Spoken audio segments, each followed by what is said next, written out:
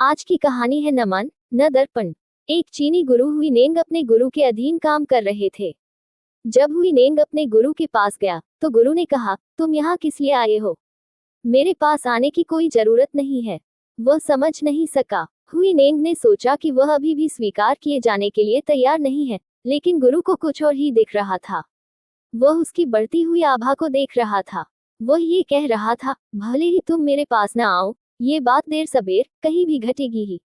आप पहले से ही इसमें हैं, इसलिए मेरे पास आने की कोई आवश्यकता नहीं है। लेकिन हुईनेंग ने कहा, मुझे अस्वीकार मत करो।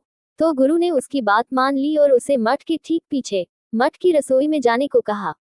ये 500 भिक्षुओं का एक बड़ा मठ था। गुरु ने हुईनेंग से कहा, बस मठ के पीछे जाओ और रसोई में मदद करो और दोबारा मेरे पास मत आना। जब भी जरूरत होगी मैं आपके पास आऊंगा। हुईनेंग को कोई ध्यान नहीं दिया गया। पढ़ने, अध्ययन करने या मनन करने के लिए कोई शास्त्र नहीं दिया गया। उसे कुछ सिखाया नहीं गया, बस रसोई में डाल दिया गया। पूरा मठ काम कर रहा था। वहां पंडित थे, विद्वान थे और ध्यानी थे और योगी थे और पूरा मठ आंदोलित था। हर कोई काम कर रहा था और यह हुईनेंग सिर्फ चावल साफ कर रही थी और रसोई का काम कर रही थी। 12 वर्ष बीत गए। हुईनेंग दोबारा गुरु के पास नहीं गई क्योंकि इसकी अनुमति नहीं थी। उसने इंतजार किया, उसने इंतजार किया, उसने इंतजार किया, उसने बस इंतजार किया। उसे सिर्फ एक नौकर के रूप में लिया गया था। विद्वान आते, ध्यानी आते और कोई उस पर ध्यान भी न देता। और मठ में बड़े बड़े विद्वान थे।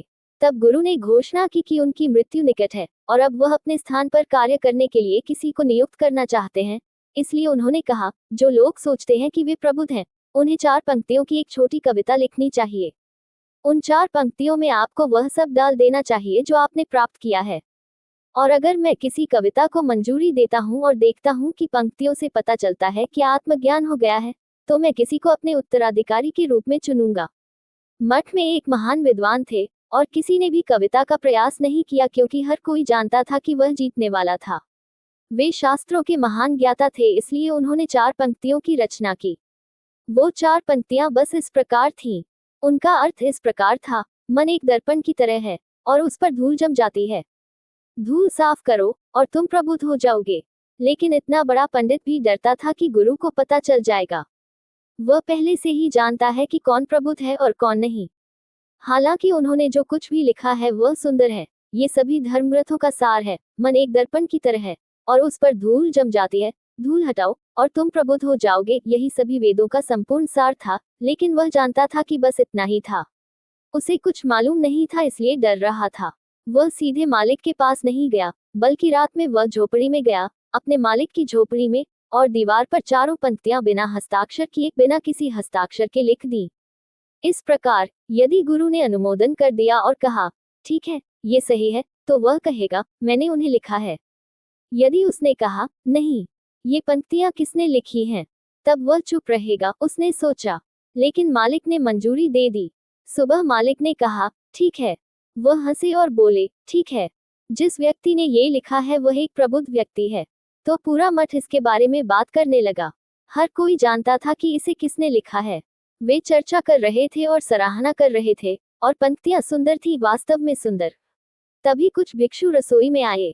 वे चाय पी रहे थे और बातें कर रहे थे, और हुईनेंग उन्हें चाय परोस रही थी। उसने सुना कि क्या हुआ था। जैसे ही उसने वे 4 पंक्तियां सुनी, वह हंस पड़ा। तो किसी ने पूछा, मूर्ख, तुम क्यों हंस रहे हो? आपको कुछ भी नहीं पता है। 12 वर्ष से तू रसोई में सेवा करती आ रही है। तुम हंस क्यों रहे हो? इससे पहले किसी ने उसे हंसते हुए भी नहीं सुना था।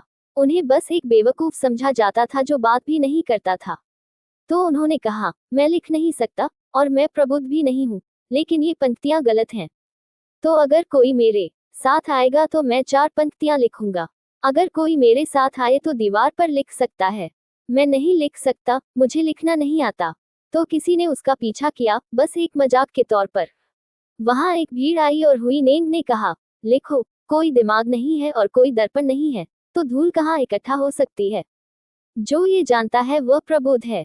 लेकिन गुरु बाहर आए और उन्होंने हुईनेंग से कहा, आप गलत हैं। हुईनेंग ने उनके पैर छुए और वापस अपनी रसोई में लौट आई। रात में जब सब सो रहे थे, गुरु हुईनेंग के पास आए और बोले, आप सही कह रहे हैं, लेकिन मैं उन बेवकूफों के सामने ऐसा नहीं कह सकता था, और वे विद्वान बेवकूफ हैं। यदि मैंने कहा होता कि तुम मेरे उत्तराधिकारी नियुक्त हो, तो वे तुम्हें मार डालते। तो यहाँ से भाग जाओ। तुम मेरे उत्तराधिकारी हो, परंतु ये बात किसी को मत बताना। और यह मुझे उसी दिन पता चल गया था जिस दिन तुम आए थे। आपकी आभा बढ़ रही थी, इसीलिए तुम्हें कोई ध्यान नहीं दिया गया। कोई जरूरत नहीं थी, आप पहले से ही ध्यान में थे। और इन 12 वर्षों की चुप्पी, कुछ भी नहीं करना, यहाँ तक कि ध्यान भी नहीं, ने आपको अपने दिमाग से पूरी तरह से खाली कर दिया है, और आभा पूर्ण हो गई है। तुम पूर्णमासी बन गए हो। लेकिन यहाँ से भाग जाओ, नहीं तो वे तुम्हें मार डालेंगे। आप यहाँ 12 वर्षों से हैं, और प्रकाश आपसे लगातार फैल रहा है, लेकिन किसी ने इस पर ध्यान नहीं दिया। और वे रसोई में आते रहे हैं, हर कोई हर दिन रसोई में आता रहा है, 3 बार 4 बार। हर कोई यहीं से गुजरता है, इसीलिए मैंने तुम्हें रसोई में तैनात किया है। लेकिन किसी ने भी आपकी आभा को नहीं पहचाना। अतः तुम यहाँ से भाग जाओ।